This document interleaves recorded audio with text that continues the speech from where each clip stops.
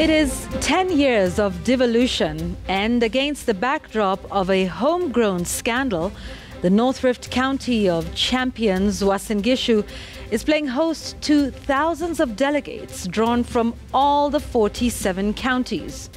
From finances to management, devolution is undergoing a thorough review, with proposals ranging from increasing the number of counties to reviewing laws governing the relationship with the national government. We are in Eldoret and here in Nairobi with expert opinion from guest gangsters, Wanjiru Gikonyo, a governance and policy expert, and here in Nairobi, Philip Kisia, a former administrator in the city of Nairobi. In Bomas, political sides are back to square one, and national dialogue is on the table, but the agenda is not yet clear. But my take tonight is rather clear. What happened to the soul of leadership in Uasin Gishu County? The thin line between scandal and sheer heartlessness. And does the national debt make sense to you? Well, Sam Sense will try to make sense of the numbers in the national debt. On Kaikai's Kicker, a warm welcome to President Ruto to lead the anti-corruption coalition. Jamila's memo tonight is she is away. Nevertheless, the news gang is here. We would like to begin our conversation tonight with that one on devolution at 10. Started back in 2013, and now here we are, 2023, and the celebrations, the conference, the summit taking place in Eldoret. And I think that's where we shall begin tonight with Wanjiru Gikonyo, who is at the Devolution Conference and joins us here as a guest gangster. Welcome, Wanjiru. It's good to have you with us once again. Talk to us about the mood and the atmosphere in Eldoret with 10 years of devolution. What have been some of the insights and presentations that have stood out for you? Thank you, Yvonne, and thanks to all your colleagues. Happy to be here as a guest gangster. The mood, of course, has been anticipatory. This was really a significant conference because, if you recall, at the beginning of devolution, when the Council of Governors convened the devolution conference, the first particular one, the national government boycotted it. And the second then had a smattering of, national government officials attending. Now, this one had the president as the key speaker for the first day. It then had the Prime Minister, the former Prime Minister, as the key speaker for the second day, and the closing will then be done by the Deputy President.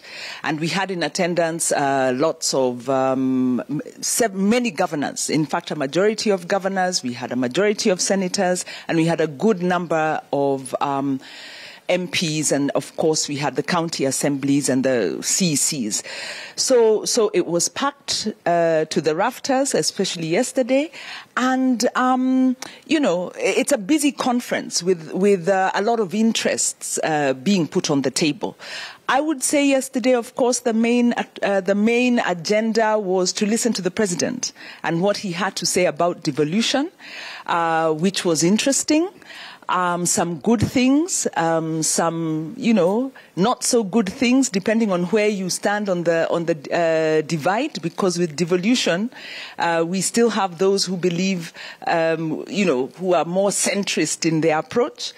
And then today we had the Prime Minister come in, and he gave his take on things, and of course that made one side of the devolution actors very happy. He spoke for quite a number of people, and then I'm sure we expect to hear some pushback tomorrow from the Deputy President, but behind the political scenes, there are very intense panels that have been held on on health, on the county public service performance management, on subjects that we hear about, like the housing levy and how that works. We've got conversations around gender. We had the financing of counties. So the Devolution Conference is to an extent a test in patience, because the panels go on for anywhere from 2 to 2.5 hours long, and it's quite a lot of content, but it's really a good way to get a pulse on the key issues, and to understand deeper some of the nuances and some of the emerging issues. Of course, a big conversation around the digital economy, the digital governance, and really the interface between digital and the county. So very, very illuminating conversation, very busy, enjoyable stalls, and they had the Devolution Awards, the Warrior Awards, and so we had institutions at the local county level winning various categories, including an honor for former Governor Professor Kivutha Kibwana, and for Isaac Ruto as champions of devolution. So, yeah, really quite a treat, yes. Wanjiru, it's Linus here, and I don't know what you can say about the structure. I know you've spoken about the breakaway sessions where panel discussions are going on. And of course, from the format and how we are televising it, is not a lot of Kenyans get to know what else is going on outside the main stage where the speeches are coming from. We saw President Ruto yesterday. Today we saw former Prime Minister Raila Odinga. And tomorrow, of course, the speech of the day will be from the Deputy President Rigathi Gachagua. Just from looking at the structure there, Wanjiru, is it giving... is it structured in a way that will give value to Kenyans in terms of assessing how far we've come in the last 10 years? Yeah, well, that's a very good point, because there's been a critique of the Devolution Conference in terms of that aspect. On one hand, it's a good conference because, and it's an important conference because it's the one time the devolution leaders get to be together under the same roof discussing things. That's the Senate, the governors, the MCAs, and of course the national government and the administrative actors, as well as non-state actors, development partners. So it's really a leaders' conference, and the criticism has been probably twofold. One, it's not necessarily informed by evidence, or not adequate evidence, in that there are resolutions that are made, those go into a kind of action plan. There'll be a statement read at the end of day tomorrow, which will put forward the resolutions to govern the next 2 years. And there was a report received on the status. But that report is really an update by the Council of Governors. It's not as robust as you'd like in terms of evidence, and that's one of the issues that did come out. The other thing, of course, is the public participation. Where is the citizen voice? This is really a leaders' conference, and in terms of citizen voice, is thin on the ground. In the past, you've seen efforts to have convenings prior at the county level. I'm not sure if that happened this time, to try and get that voice into the conference. But really, this is a Council of Governors event. They design the agenda. They do it consultatively with stakeholders, and these stakeholders are at the leadership level. It's the development partners, it's civil society who work closely, it's the sponsors. And you've heard in the news some of the criticism around the sponsors and, allegations that this is really a money-making venture. All in all, it's a good way to dialogue. It could be strengthened. Yes, it does add value to devolution because it gives us something that we don't have enough of in this country, which is dialogue and listening to each other and listening to experts as they come and speak to kind of have it out with the governors and the MCAs. So it is a dialogue conference, and I think, there's this word that improvements. Yeah, Wanjiru, if you can hear me, there's this word that critics like throwing at this conference. They have done it this year. They've done it many times in the last 10 years. These conferences have been held. You know what they call it? A talking shop. Is it fair? Is it fair? I think at the outset, I felt very much it was a talking shop.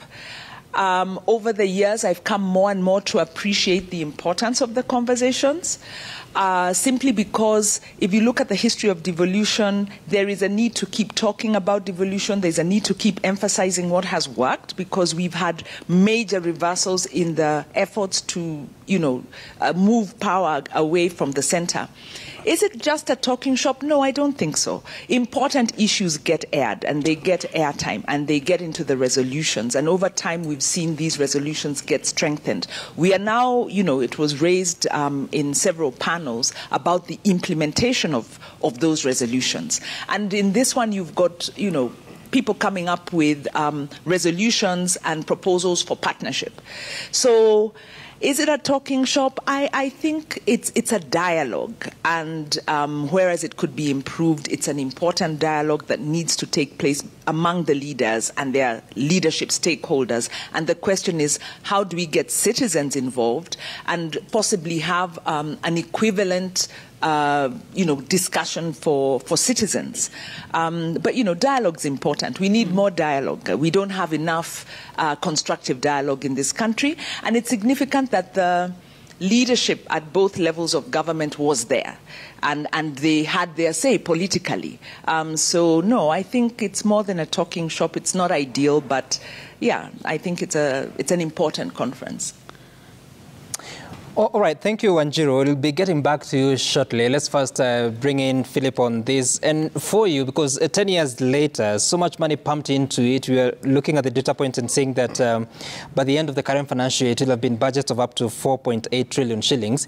Do you think we are seeing the value of that investment? Is it time to start looking at that? Thank you, Sam, and thank you, folks, for inviting me here today. Wanjiru, I hope you're enjoying your stay in Eldoret. I think I would wish to differ slightly with my very good friend Wanjiru. For me, this is mere talk, because when you're having such an important conference, it's supposed to be a review of the goals or objectives you're set to achieve. Yeah, so you're reporting back to your employer. And in this case, the employer are the people of the Republic of Kenya. They're those who are paying taxes. So we should be reporting back and saying, we had a social contract with you people, 1 up to 10. We've achieved 1 to 3. And 4 to 10 were not achieved because of X, Y, Z. As you said, Sam, we have pumped in 4 trillion shillings in the last 10 years. 4 trillion shillings is not pocket change. 4 trillion shillings is money that is more than adequate to run this country for about a year and a half. So if you're talking of such a huge envelope of resources and you have nothing to show to the citizens, I think it is shameful. In my view, the meeting we are having in Eldoret and the other meetings we've had before is what I call in management a meeting of meetings. You are just reporting what you discussed in the previous meeting. Okay. A meeting of meetings. Instead of, cracking figures. This is what we agreed. This is what we've done. And where you have failed, tell us why you have failed. Now, to put this into context, we need to ask ourselves, why did we devolve? What was the goal? The goal was to get services closer to the people. We should be asking the people of this republic whether they are feeling the services. Have the services been devolved? Are the services closer to the people? That was the goal. The goal was not to send you money. The goal was for the people who are paying you taxes to feel you. Are the people on the ground feeling the effects or the fruits of devolution? I will tell you on a scale of 10, and I'm not being hard, 3.5 out of 10. It's not scientific, but you can run a poll, okay? Now, the other thing, of course, in terms of what are the objectives of devolution? You know, to foster national unity, diversity, social and economic prosperity, to take care of marginalized communities, equity, you know, decentralization, and so on and so forth. So these are after 10 years, these are the things that need to be reviewed.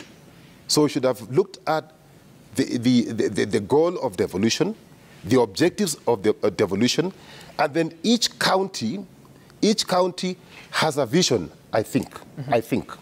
Each vision has a vision. So this is a second cycle in that vision. 10 years in a vision is almost 40% of the time. So if you spend 40% of your time out of 100, and you have nothing concrete to feedback, to give us, I think is a total disaster. It is shameful. And no wonder, I mean, most of these governors, cycle one, you know, first term, the governor, second term, more than half of them are, you know, either in handcuffs or, you know, they're headed towards a committee. So, with your score of 3.5 out of 10, yeah, what do you think is the biggest letdown, that you're not even at 50%? You see, I mean, you just need to look at the goal. What was the goal? People need to feel you. People need to feel that the services have been brought closer. The functions that have been devolved. Health has been devolved. Can you say it is better than it was when this function was being held at the national level? Most of the roads, some of the roads, I think class, I think D, I think it's D and E, are the county. How many kilometers of roads have the counties done? Basic education and, you know, agriculture, tourism. What have these people achieved with 4 trillion shillings, for heaven's sake? Yeah, Philip, I think I want us to just go back to Wanjiru and take your unscientific 3.5 and give it to Wanjiru. Do you feel the 3.5ers there? Is that the feeling on the ground? You know, I don't know what the feeling on the ground is, and it depends on where you are in the ground. I imagine if you're in Kiambu, the feeling on the ground about devolution will be very different than if you're in Lodwar, or if you're in Marsabit, or if you're in a part of the country that didn't see government services before devolution. I remember traveling to Lodwar sometime in, you know, I think 2007 thereabout, or 2009, I can't quite recall. And the medical services were being offered by the Catholic Church. You know, it was at one, you know, kind of 2 dusty streets and, you know, a few lodgings here and there. And we slept in a, you know, in a hostel run by some Catholic nuns. That was Lodwar then. Now, go to Lodwar now, because I also went after devolution, and it was like a totally different place. And so devolution has had an impact. It's had an impact because it's pulled a lot of private sector investment. It's created this middle class that is making money circulate all over the country. But the question is, has it delivered in terms of services? And whereas I think Philip Kisia is being too extreme, to some extent I will agree, and it was brought out in the conference that we need actual measures. Government is not measuring, and it's not just the county governments that aren't measuring. The national government is also not measuring. We actually measure our development based on reports of the IMF and the World Bank. And I'm not sure at what point we decided to abdicate that responsibility, and there's a need for us to demand that governments have to put money in M&E processes and have to give us reports that tell us the status of implementation. The World Bank produced a report in 2021, 2022, where they did a public expenditure review looking at the trillions that Kisia is saying should run, transform the country entirely. And whereas, yes, all resources must be well spent, what the report says is counties have been able to, one, we had a big bang of devolution. And there were fears, including the World Bank, predicted a collapse of services, disruption of services. When Isaac Ruto was fighting with the national government through the Council of Governors to get those services released and get the funds released, there was a lot of caution about the risk of services collapsing. Services did not collapse. And in fact, counties have been able to maintain the standard, the level of services that were there before. For the most part, there have been some gains, there have also been some reversals. Let me interrupt you. This is objective, and they've been also able to extend services further. So there are gains to devolution, but there are gaps. Yes, let me interrupt you, Wanjiru, there. And Philip did talk of 3.5 out of 10. He's done a rating there. I would like to hear from you what the curve looks like. Because some of the stories we've had, I was listening to the speeches there, and yet again we are repeating the old story of a cesarean operation in Wajir. That happened in the first 5 years of devolution. Surely, I mean, we can talk about Noah's Ark, but can we also talk about submarines and cruise ships? Right. Well, no, you're not going to hear submarines and cruise ships from county governments. I think there was a dispute, and there continues to be a dispute around the management of the ports.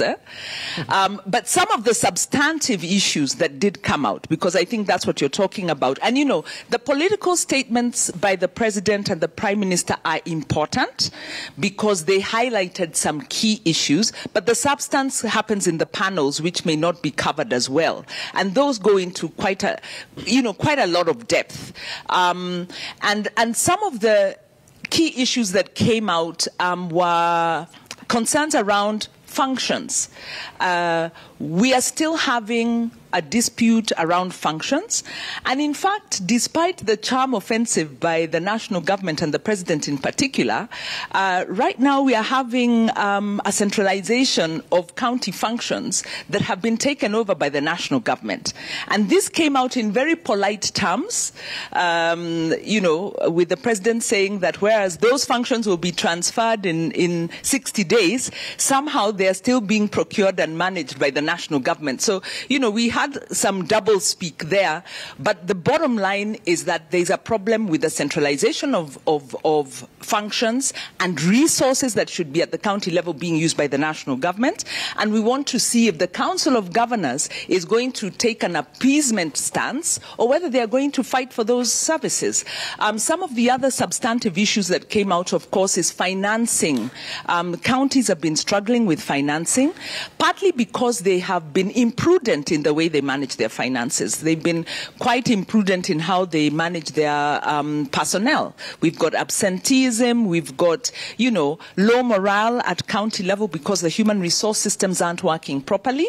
And, you find counties then investing in non-priority areas. So that fiscal accountability and fiscal adequacy was discussed. How do you finance counties, increasing OSR, including the shareable revenue, but also ensuring accountability in how the resources are used? Right. There were discussions around health.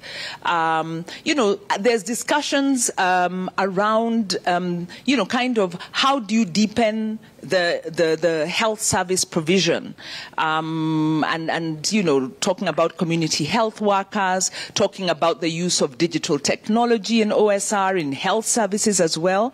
So there's a lot going on at counties, but possibly the lack of impact is because it's fragmented. And you will feel the impact if you're in a county that is more progressive.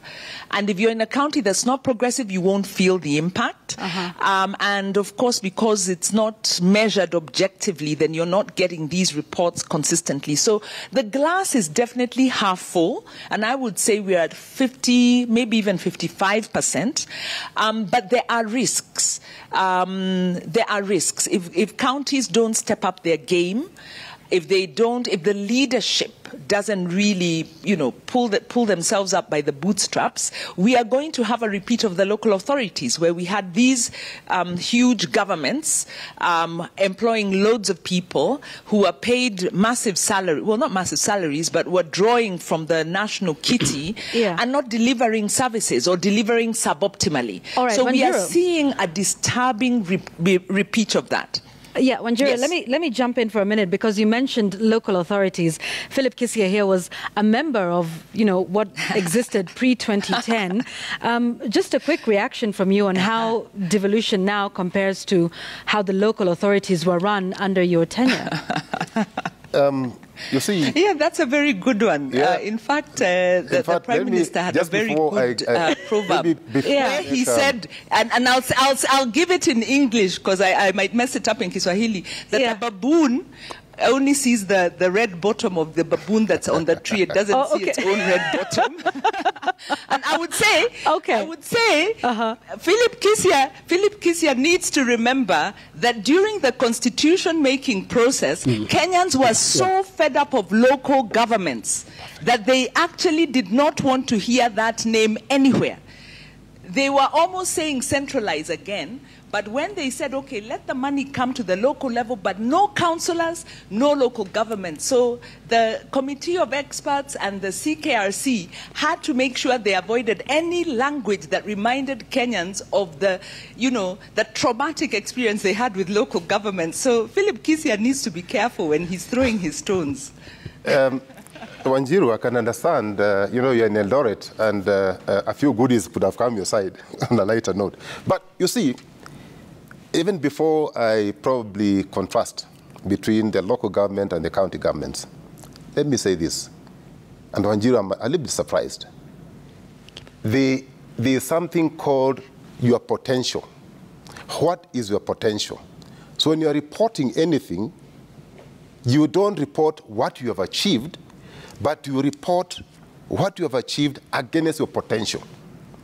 So, for example, the county you've mentioned, and I must, let's be fair, probably a county like Makueni, maybe Pokot and what have you, where there was nothing, now there's something. That is not my problem. My problem is what should they have achieved by now, not what they have achieved. Because what you can do is given. But what we are supposed to do is where we put questions. What is your actual potential? So, in strict terms, in management terms, I will not really be bothered about, you telling me what you have done, but please tell me the gaps between what you have done and what you should have done. Now, let's compare the two. And we cannot compare the two because during municipalities and cities, I think we had two cities that time. The revenue transfer was 2% of budget. 2%.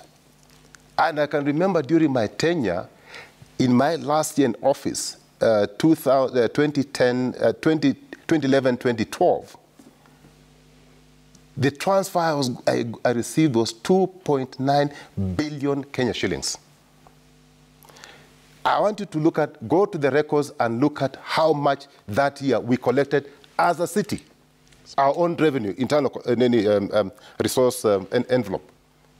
It was probably 5 times what we got from the national government.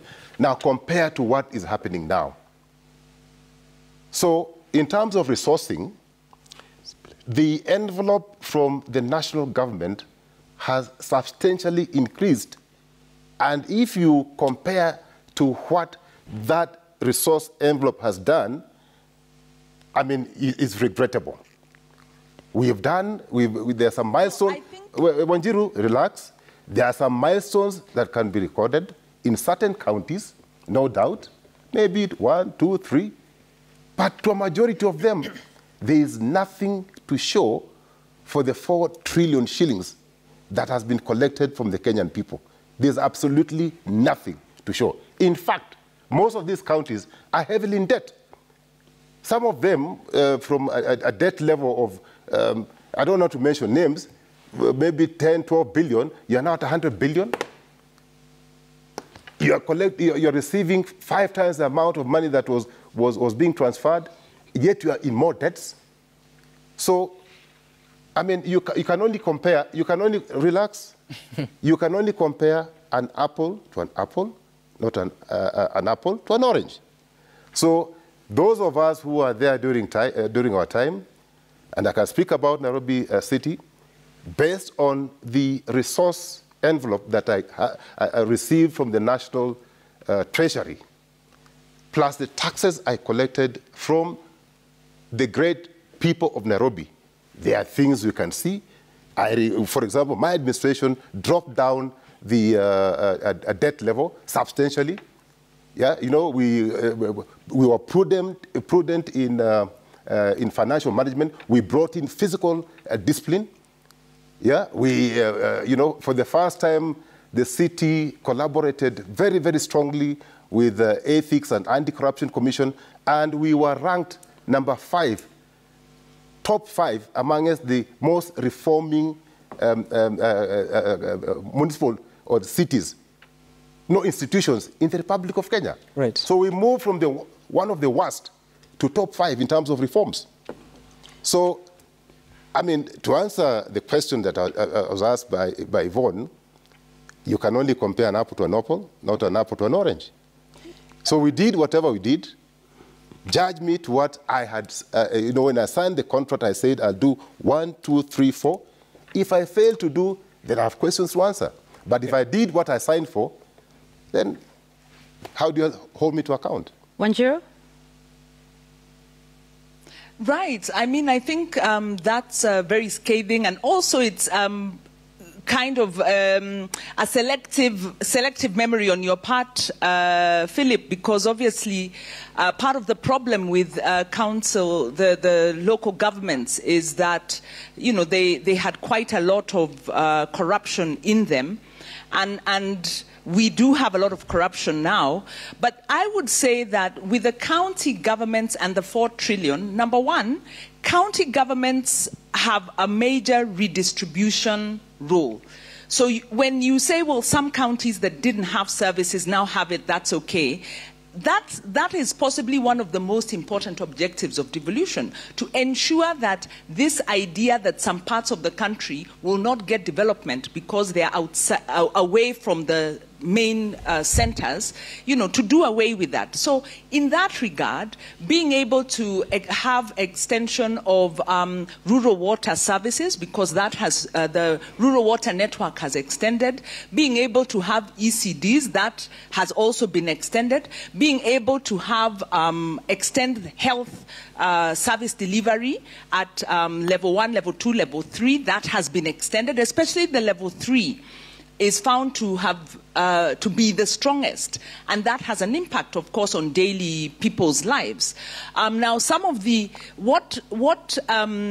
the losers maybe in devolution, quote unquote, would be the larger counties, the urban counties, because the share of revenue, as opposed to the functions that they're supposed to carry out, is less. So the capitation is much less for Kiambu, for Nairobi, for Kisumu, for Mombasa.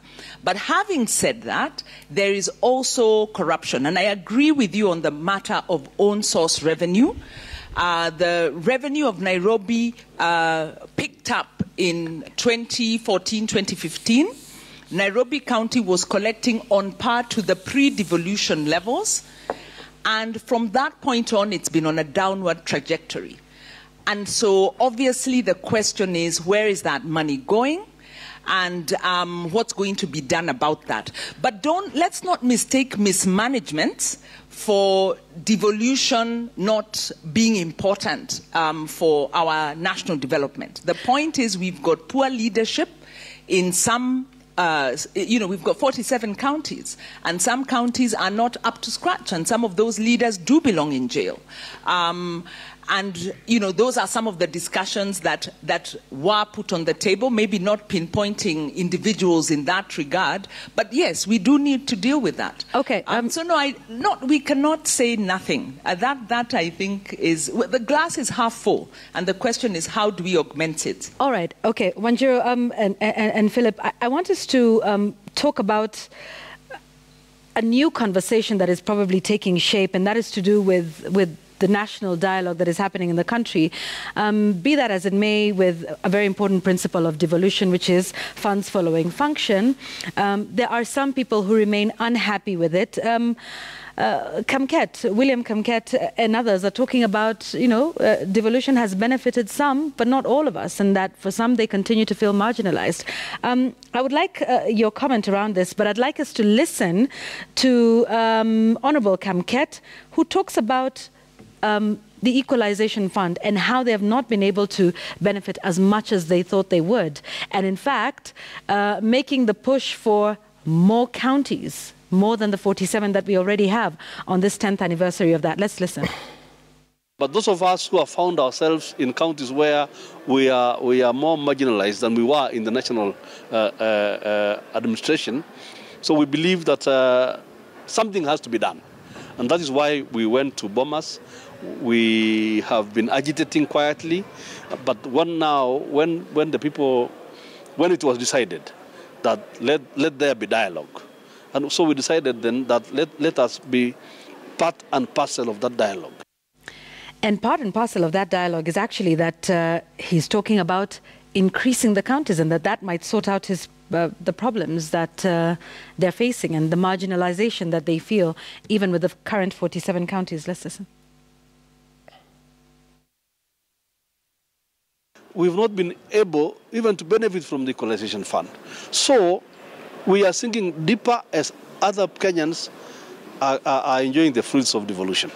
So we are saying that let us create the counties for the marginalized. If anybody, for some reason, thinks that the matter of counties is not viable, give me another option. Okay, so I'd like to get a quick reaction. Let me start with Wanjiru, who's in Eldoret, where the county governors are meeting. Wanjiru, what do you make of William Kamket's proposal? They're feeling marginalized and they're asking for more counties. That logic doesn't even add up, because within counties, we are having areas of marginalization. So the issue is how well are counties distributing the resources to the points of need. And that has everything to do with the planning, financial, and implementation system, and including the human resource system that's supposed to deliver services. So one of the things the panel that I was on talked about was that, saying that one, there's a question about the adequacy of finance, and part of that is the national government holding on to money, counties not raising enough revenue. But even with the revenue that counties have, as Philip says, if they use that money well, citizens would feel it more. But they are not, because the systems are weak. And these systems are weak not only at the county level, but at the national level. So we have a problem in this country where whenever an issue of marginalization comes up, we create more structures instead of strengthening the governance structures that exist. So we are having low compliance with the County Government Act, with the Public Finance Management Act. We are having, our systems are very porous. Tony Blair was the keynote speaker, and he said the success of local government, as he was calling it, or devolution, is pegged on having good you need to have good priorities, the right priorities. You need to have the right policies. You then need to have good personnel, the right people in the right place. And right now, the reviews show that's not the case. Governors are hiring administrative staff instead of hiring technical and frontline staff. That's why citizens will not feel the impact at the local level. Adding counties will just add to the problem. And then also on top of that, you need strong performance management. As much as we've seen performance contracts being signed, that system doesn't work at present. You know, that is the kind of the rosy picture that government wants us to see. So the internal systems of our government are extremely weak. We've seen the reports in today's paper about the hiring practices at the national government level. This is replicated at the county level. So Kenyans, we need to recognize that we have a leadership problem, we have lack of accountability in government, and as long as government isn't accountable and fiscally prudent, we will not feel the services because our money gets lost in waste, in duplication, and in corruption. Right. Very interesting that Wanjiru is talking about that, especially on the question of workers, recruitment and what have you. Because if you look at even the numbers talking about the Salaries and Remuneration Commission talking about there are nearly 1 million workers in the public service. And this is taking up to 1.1 trillion shillings. So if you have to compare that against the revenues that we collect, then that is too high, especially if you have to use the figures of about 2.1 trillion shillings. That's close to 50%. But then again, also looking at the money that has gone to the counties, the on-source revenue, they're not able to raise even beyond some 35 billion shillings across the years. Yet they continue, the county governments continue to give a target of just over 60 billion shillings. So something is wrong, especially them measuring what are we able to raise. Are they just putting a figure there to justify a budget, or are they stating what they are able to raise based on real information, real data? Then secondly, on the question of what William Kamket is proposing, and this is a feeling across different counties, especially the expansive counties, the marginalized counties that have been so historically, there's the bigger challenge because the Constitution, the intention was to make sure that every person is represented, the marginalized included. Then again, if you have to go and add the number of counties from 47 to 56, I mean, that is going to take quite a process because the number and the names and the boundaries are set in the Constitution. So if you want an extra county, it has to take you a process that every other Kenyan has to participate in deciding, do we want Baringo County, for instance, split into East Pokot, part of it, then the rest becomes Baringo. Do you want to split Nakuru to Nakuru West and, I don't know, Nakuru what? Is it East or regional or main or whatever it will be? Is that a process that the country is willing to take? And I'm also not And the process certain. will be exactly referendum.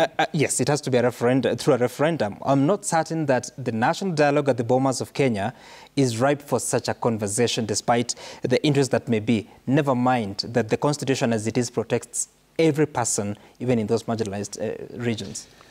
I think, let me just give an analogy. I think it was former president, the late Daniel Toroitich Arap Moi, who used the analogy of a chicken.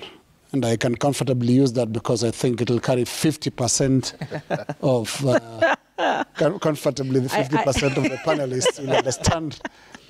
President Moi actually said that some politicians were a bit like a chicken that has been taken or bought from the market and brought home. And when you bring it home, well, it comes from the market with its legs tied. But once you remove the rope or string that was tying its feet, it still doesn't move, so you have to kick it. There's a mindset issue on this devolution question. I think there's a very, very serious mindset problem that is yet to be surmounted. Because you look at governors trooping to the State House, to the president, perhaps defining him and seeing the president in the ways of old, the pre-2010 constitution, when the president was the owner of both the knife and the cassava. Please give us more. Yet, the Constitution of Kenya 2010 really tried to script in writing, in words, how devolution should work. But we have a mindset issue. People are yet to transition from the old to the new. Even the last 10 years, and I think it's actually getting worse. You have delegations. You have people pleading with the president. Now, we should not mistake the seeking of political goodwill and constructive engagement between the national government and county government. Let's not mistake that with a kind of helplessness and a mindset problem that we see in some of the counties. To the issue of increasing the numbers of counties, there's something President Ruto mentioned in Eldoret, talking about devolved criminality. And I can also maybe talk about devolving inefficiencies even further. Because what is that you would achieve with a smaller unit, smaller than Vihiga, smaller than Nyamira? Those are already very small units. And when you hear these people talking about more counties, they are also now talking about communities. That, oh, community A is living in a county that is dominated by community B. So can you give community a small county? Now, below that, there'll be clans at some point. Give clan A because clan B is dominating. Yeah. Below that, there'll be families. We are having the wrong conversations. Yet, here is our own salvation, and that is the Constitution of Kenya 2010. It's written so well, read so poorly. I think... Philip? You know, and I agree, I couldn't agree anymore with Linus. With the chicken analogy, you mean? Sorry. Yeah, even the chicken analogy. Even the chicken analogy. Sorry, carry on. We form 50% of the panel. So, yes. You see, if you're running a private entity and you're not doing well, the most logical thing you do is to wind up. Here, the political leadership is not talking about let us increase the number of counties so that we can be more effective, efficient, and operate economically. They are saying, we just want you to increase to take care of those they term as marginalized. And as Linus has said, today you want 59, next year we'll talk about 70, and then you move to 290. I think the conversation that these people should be having is to reduce the number of counties, because you cannot say, you know, when you look at the Constitution, it says that the counties will be independent. They're independent, yes, but they're interdependent. Independent, yes. Okay? So how can you be independent when you are relying from the national treasury for your operations? Your capital, your CapEx is funded by the national treasury. Your OPEX is funded by the National Treasury. In that situation, if you are running a private entity, you'll actually wind up. So in my view, we should not be talking about how many number of counties we'll be having, because that does not increase efficiency or effectiveness. We should be talking about how each county can have a shared vision. A vision that captures the aspirations of all the people in that particular county. So that when you're planning, you take into account each and every community. Yeah? You don't leave out others. So it starts from planning. If the planning is poorly done and poorly executed, the results will be disastrous. Philip, you make a good point about planning. Yvonne. Yes, Wanjiru, you want to come in? Yes, please do. Can I come in? Yes, because Philip is misleading. There's a risk of us misleading Kenyans here. When we say that the shareable revenue comes from national treasury, it doesn't come from national treasury. That is revenue collected nationally across the country, and the principle of devolution is that because that money is collected nationally, it's split based on functions. So it's not a favor the national government does for the counties. And even if you look at South Africa, where we borrowed quite a lot of our devolutions architecture from, When you look at a big municipal like Gauteng, which is actually it's a metropolis. It's consolidated because it's numerous municipals coming together. It's got a very large revenue base, but it is still entitled to its share of the shareable revenue, even though it could be the one lending the national government. So the issue about sharing of resources is not a favor. It's based on the functions that you undertake. It's a constitutional principle because devolution is first and foremost a political act. And the political action and the weakness we have here is that we are missing the bottom level of devolution, which is the local. Right now, resources and responsibility have been centralized at the county level, instead of being decentralized to the sub-county and the ward level. So we are not feeling devolution because actually we are only one step away from the centrist national government. Now we have centrist county government, and that is unconstitutional. So we need to push for decentralization, effective decentralization. Sub-counties have no mandates, have no money, have no ability to respond. Village governments governance doesn't even exist. So instead of saying we need more counties, because we don't need more administrative costs, we need more effective administration, we need it to come to the lowest level possible because that's not happening at present. And that's the big push. And that's the cry of some of, those who really support effective devolution coming out of the conference. Now, the last thing I'll say is that those who are saying let's, split up let's have more counties, there's another. As part of the national dialogue, there's another agenda we have to be alive to, which is the CDF constituencies agenda. Who would want to subdivide counties further, except the person who wants to have governance at the constituency level? And if you look at the language of the national government, which to me is very disturbing, they are beginning to implement some of their programs at constituency level. Yet we have a High Court ruling that actually it's gone all the way to the Supreme Court and been validated, that the constituency is not a unit of development in Kenya. But we have a national government that is kowtowing to the National Assembly so that they can keep them sweet and have them pass all the legislation they want or the financial instruments they want.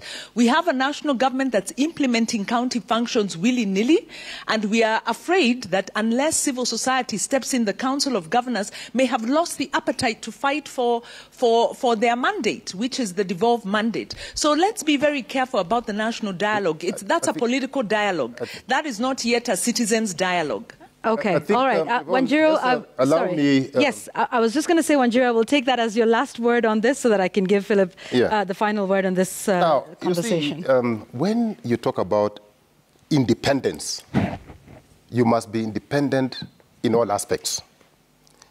You cannot be a beggar and be independent. The functions which are supposed to have been devolved are clearly spelled out in the Constitution. And this is not a matter that we can debate about. The point I was making was, you cannot depend on a national envelope to run your CAPEX and OPEX. You must, to some extent, be able to raise your own money if you ever intend to be independent. But if you are waiting for resources from somewhere for your own operations and CAPEX, I think you are only setting up yourself for failure.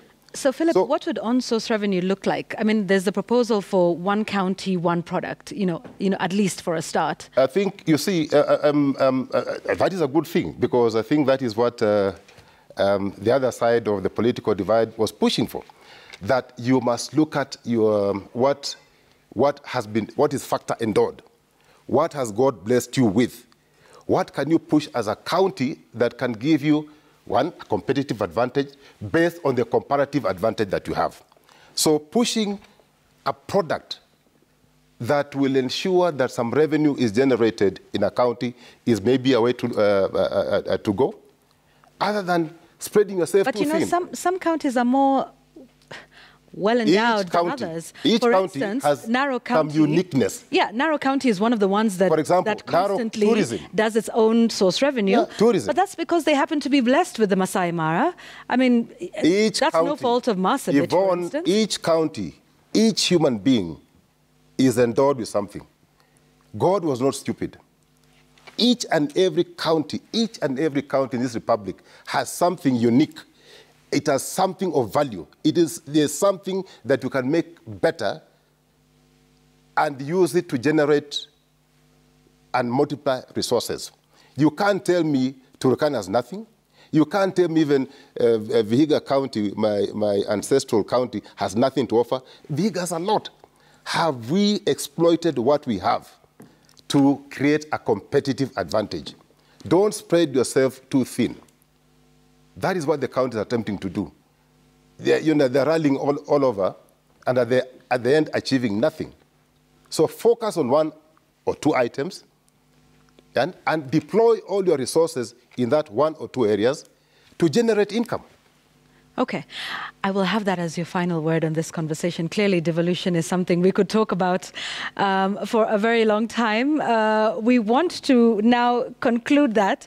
I think we would like to thank our guest gangsters here, Philip Kisia, who's a former town clerk, and we also had Wanjiru Gikonyo from Eldoret, who's an active citizen and big on governance and accountability. Thank you both for being our guest gangsters here tonight as Devolution celebrates 10 years. Like we've said, efficiency, and accountability, and using the resources that you have and exploiting them well. Let's take a very short break. When we come back, we have lots more to talk about. This is NewsGang.